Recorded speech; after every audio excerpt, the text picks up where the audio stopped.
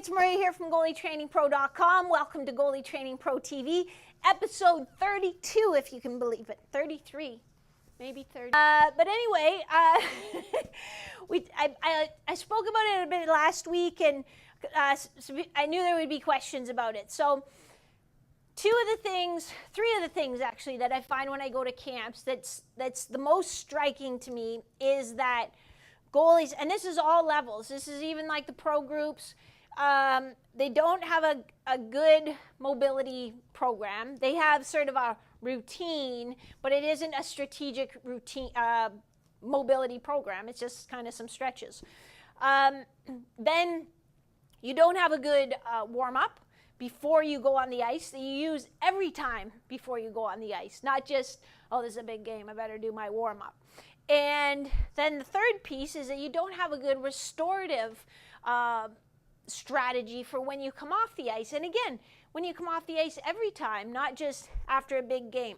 So, before we go on the ice, we want to get our body ready. We want to almost do a circle check. So we do some self-myofascial release. We'll do some static stretch. We'll do dynamic movement to help our balance and our nervous system get firing. Then we'll do a little bit of quickness, very little, so we're not tiring ourselves out, but we're, getting those muscles firing quickly. A little bit of hand-eye, and then we go out and we kill it. But when we come off the ice, that's when we want to bring our body back down to resting. We don't want to, those muscles have been a little bit traumatized. It's like if you've ever watched a marathon on TV or been to a marathon, and I can tell you from personal experience, when you finish a marathon, you don't feel like, oh, I better get a lacrosse ball and start rolling on my hip flexors, or, I better do some aggressive stretching, because your muscles have been traumatized. They're sore. So what you want is like to go to the massage tent and get a nice, not a vigorous massage, but get just a nice, I think they might call it like effleurage or something. They have a very nice French word, but like a nice flushing type of massage. So that's where we're going to start. I think a foam roll is actually going to be a little bit better tool. Now, if you only have a lacrosse ball and you're like, I'm not going to carry a lacrosse ball and a foam roll and all this stuff in my bag, I totally get it. But I'm just saying, I think it's a little gentler on your muscles, because I don't want to be getting in there like, and like lots of pressure like the lacrosse ball. I just want to be getting in and kind of giving a nice massage.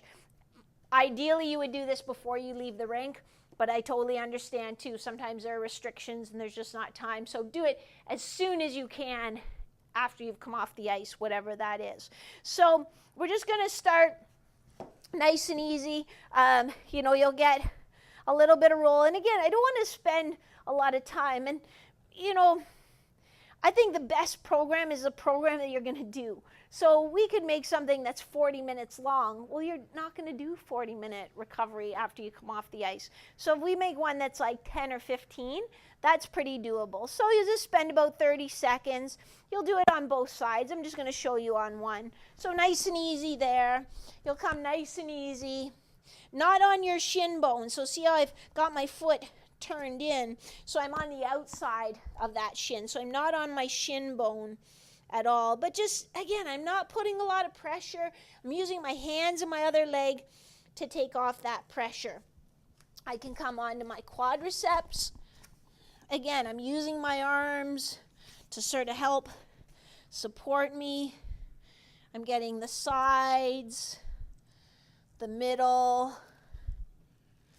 the inside, and then I can come in to get my adductors, not aggressive. I like to split it up kind of outer third, middle third, inner third, and I always move my leg around, so I'll go into internal rotation, neutral, a little externally rotated to work that. You can do your IT, not really your IT band, kind of the back border, so the back border of it, gently, I'm using my other leg and my hand. And it's not like a toughness thing, like, oh, I can do it. It's like, no, we just want to let our muscles send a signal, like, because if you get on it hard, it's kind of like you kind of do that. We want to get them just to relax, you know, a nice slow pace. You can get on your lats. It's not going to feel the same as when you do it. It's not going to hurt as much. I'm not trying to make it hurt. You can get on your glutes, rolling across, on your hip flexors.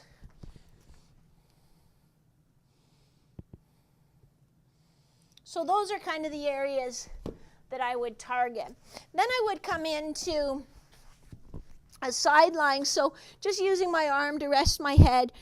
This knee can be bent to give me balance. Here I want to be in a straight line. I'm going to reach overhead and I'm going to reach with my heel and kind of let gravity just take those down.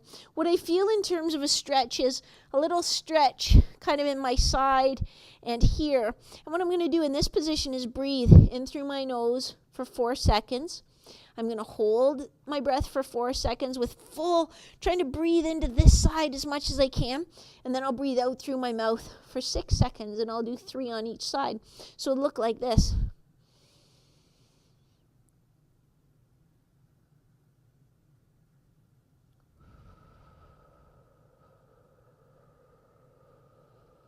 And I'm trying to breathe out all my air over those 6 seconds. So I'm not blowing it out. You know, I'm just letting it out. When I breathe in, I want to breathe in maximal air. When I breathe out, I want to breathe out all my air. And you'll be surprised. Now, you'll notice in this routine that breathing is a huge part of it. Breathing is the only part of our autonomic nervous system. So that's kind of our automatic nervous system.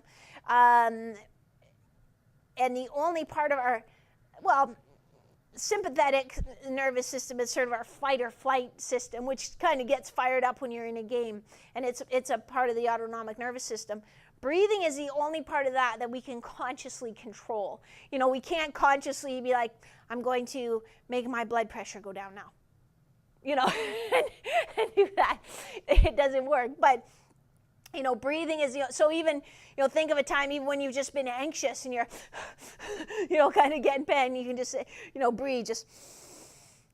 So we're trying to help restore. Because one of the things that you guys tell me is that when you come home from a game or when you've played a game, it's hard to just settle down, especially if it's a night game and you have to go to bed. It's hard to just get your body, you know, ready to go back to bed. So here we can just try to, okay, that crisis is past. Even though it's fun and it's exciting, it's still sort of a stressful crisis to your body.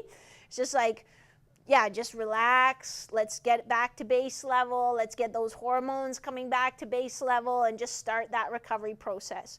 So that's why breathing's a big part of it. So we'll do that on each side just to sort of help lengthen that out. I don't mind you stretching your groins a little bit, but just a very gentle little dynamic stretch. Again, almost a little circle check too, so you can see like, wow, that right groin feels really tight now, you know, and then you can keep an eye on it tomorrow. But just nice and gentle, not an aggressive stretch. You would do that on each side. You would come in and do a little bit of a T-spine rotation, just gentle each way. From here, we would go into a rock back, so keeping a good neutral back position. Just sitting back with your hips and coming down with your torso so that you stay sort of parallel to the floor. And I think this is a really good one for helping to kind of seat the head of your femur back in the center of your hip joint. You'll notice we're not doing a big hip flexor stretch because I think sometimes that can drive the head forward. And I talk to physios too who kind of tell me that they sometimes stay away from it a bit for that reason. Not that you have to stay away from it forever, but I think just when you come off the ice, we want to really reinforce centrating that hip joint again. And then, you know, there's other techniques that we could use. You know, if you're in the Shutout Academy, you'll see this is where we would use some of the PRI, adduction and abduction, to help recenter the hips. This is also where at the very end, the very last thing we would do, and I'm not going to cover it today.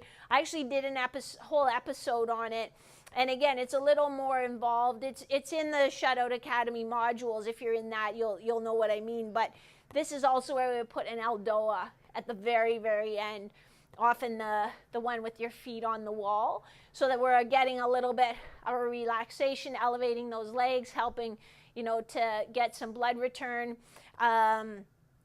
But also the breathing and the lengthening of the spine and sort of the restacking of the segments to get that alignment back. And then from there, so Aldoa with the feet on the wall, and then from there we would just do with your feet, oh, I'm lying on my microphone now, with your feet on the wall. So imagine there's a wall here, just, you know, a groin stretch, like a passive groin stretch. So your bum is against the wall, your legs are on the wall, and you're coming into a groin stretch, just not forcing it, just letting gravity kind of take you into that stretch position.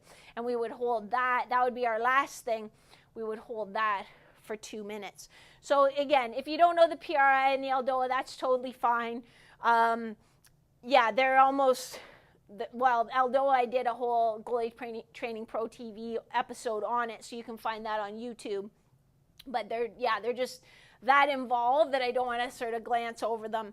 But you can do this whole routine, finishing with that passive stretch with your legs on the wall for 2 minutes. Again, breathing in through your nose for 4 seconds, holding for 4 seconds, and then breathing out through your mouth for 6 seconds. So yeah, the best way you can maximize your performance for your next game or practice is to maximize your recovery as soon as you come off the ice. So it's an important thing too, and it's very simple to do. It should only take 10, maybe 15 minutes. So that's what I got for you today on Goalie Training Pro TV. I hope you're having an awesome week. I hope that your tryouts, your camps, your preseason games, whatever you're at, are going fantastic. Make sure you let me know how they're going. If you have any questions, just email them to help@hockeytrainingpro.com, and I'll answer them live on my weekly Q&A. Some of you have heard the rumors that the Butterfly Challenge is being revised, and we're bringing out a Butterfly Challenge 3.0. The rumors are true. Stay tuned, people on the email list. You'll hear about it first, as always. Then people in the Goalie Training Lab, which is just a private Facebook group that's just for goalies who are passionate about becoming better and who aren't jerks. So if you want to be a part of that, just search Goalie Training Lab on Facebook and ask to join, because either I'll look it up or Sarah will look it up, and if you are not a goalie then, or don't have like a goalie in your profile picture, or like we click and we just don't see anything about goalies, you don't get in. And nobody rips anybody. It's just kind of like a helpful little club we got going on. So then you get sneak peeks at things like new modules and stuff like that. So that's the scoop, gang. Have a good one. I will catch you later. Bye-bye. Got a new microphone too, so that I can use a microphone with my iPhone. So tell me if it sounds a little better. I hope it does. I spent all my allowance on it. See you.